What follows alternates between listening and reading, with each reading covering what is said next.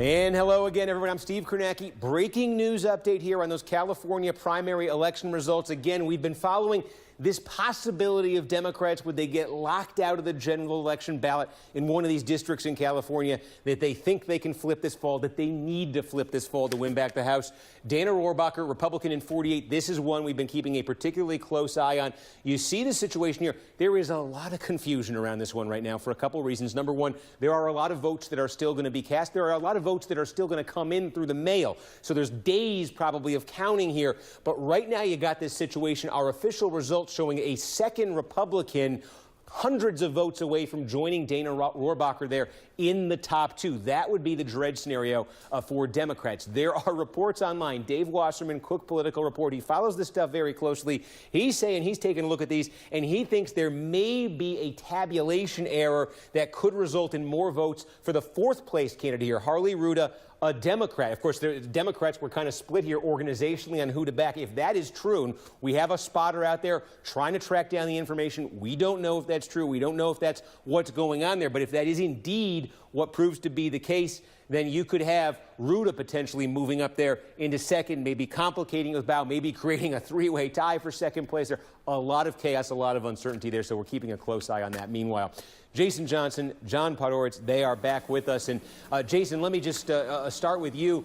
And again, it is interesting to look at these results in California. It varies in some of these districts. But I do think the story we're seeing here tonight, in part, is each base here, each party seems to be excited about this election in California.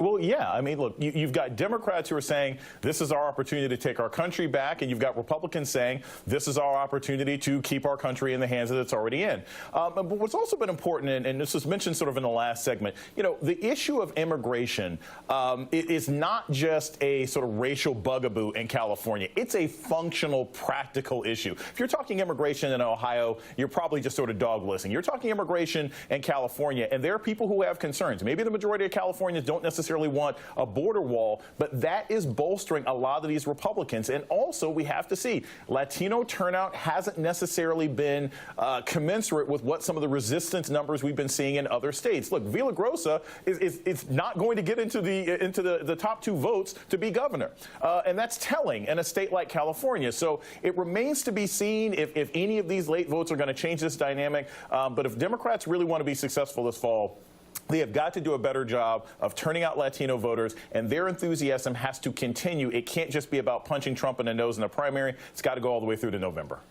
Meanwhile, John, in terms of energy on the Republican side, and again, I looked at New Jersey, turnout figures there earlier, maybe not as encouraging for Republicans in New Jersey, where there's some very competitive races this fall. But in California, these results, I think, on the more encouraging side in terms of what they were looking for.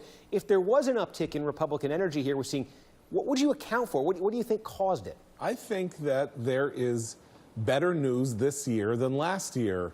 We've got unemployment at an 18-year low. We've got the economy humming along. The New York Times saying on Friday they couldn't come up with enough positive adjectives to describe the current condition of the economy. Republicans are feeling better.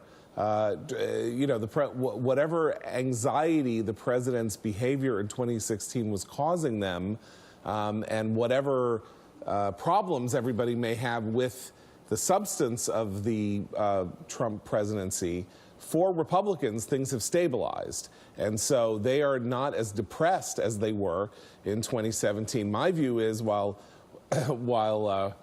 some people may say that, you know, Democrats really have to come up with a positive message, I think part of what is really important here, and was certainly the case in 10 and in 14 for Republicans against Democrats, is they got to depress Republicans. They got to remind Republicans and get part of it. The enthusiasm game is not only to have enthusiasm on your own side, but to depress the enthusiasm of the other side. And if Republicans continue to feel pretty good about where the country is, that's going to be helpful to them, and is going to mitigate some of the effects of the Democratic enthusiasm we've seen since the election in 2016. It is so interesting because we get these metrics, they call them, right? That's the generic ballot. We've been looking at that one, maybe tightening Trump's approval rating. We've had special elections where Democrats have done so well. We've got primaries. It's going to take a while, as we say, for these California results to come in. So we're going to see exactly what the lessons are there, what the hints are when it comes to party energy. But there are so many different variables, and you start to see,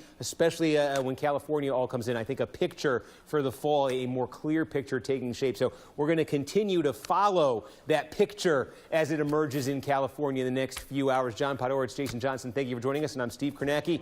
I'll be back with more updates later. Lawrence back.